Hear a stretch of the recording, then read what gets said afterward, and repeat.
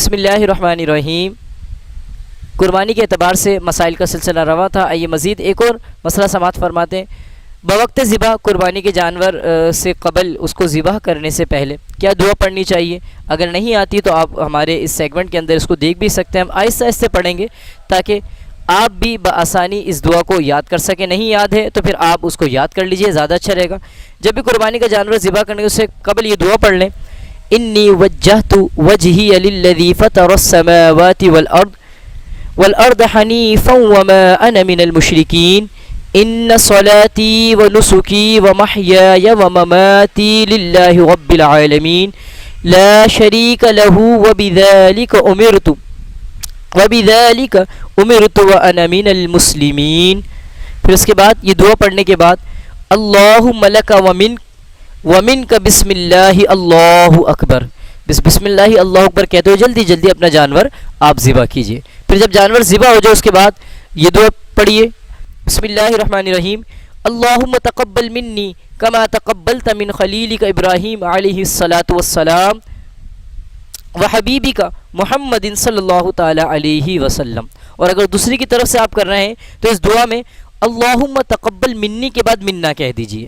آئیے اب ان کے ترجمے سماعت فرماتے ہیں۔ جو پہلی دعا آپ کے سامنے پڑھی، انی وجہت وجہی للذی فطر السماوات والارض حنیفا وما انا من المشرکین، میں اپنا منہ اس کی طرف کیا جس نے آسمان اور زمین بنائے ایک اسی کا ہو کر، اور میں مشرکوں میں سے نہیں۔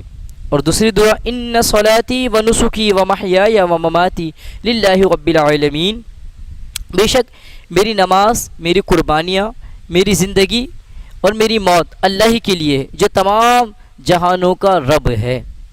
اسی کے ساتھ ساتھ لا شریک لہ وبذالک امرت وانا من المسلمین، اس کو کوئی شریک نہیں، مجھے یہی حکم ہے اور میں مسلمانوں میں ہوں۔ اس کے ساتھ ساتھ جب ذبح کریں گے تو جو دعا ہم نے آپ کے سامنے پڑھی تلاوت کی، اللہم لک ومنک بسم اللہ اللہ اکبر، کیا تیرے ہی لیے ہے اور تیری دی ہوئی توفیق سے، اللہ کے نام سے شروع، اللہ سب سے بڑا ہے۔ اسی کے ساتھ ساتھ پھر آگے جب جانور ذبح کر چکے ہیں جو دعا پڑھی آپ کے سامنے، اللہم تقبل منی کما تقبلت من خلیلک ابراہیم علیہ الصلاۃ والسلام، ترجمہ، اے اللہ عز و جل تو مجھ سے اس قربانی کو قبول فرما جیسے تو نے اپنے خلیل ابراہیم علیہ السلام و حبیبی کا محمد صلی اللہ علیہ وسلم اور اپنے حبیب محمد صلی اللہ علیہ وسلم سے قبول فرمائی۔ یہ دعا آپ نے اس طرح تلاوت فرمانی ہے۔ بس اس بات کو ذہن نشین رکھ لیجئے کہ جو نا اچھے طریقے سے رضا الہی کے لیے قربانی کرنی ہے۔ اللہ تبارک و تعالی ہماری قربانیوں کو اپنی بارگاہ میں قبول فرمائے، آمین۔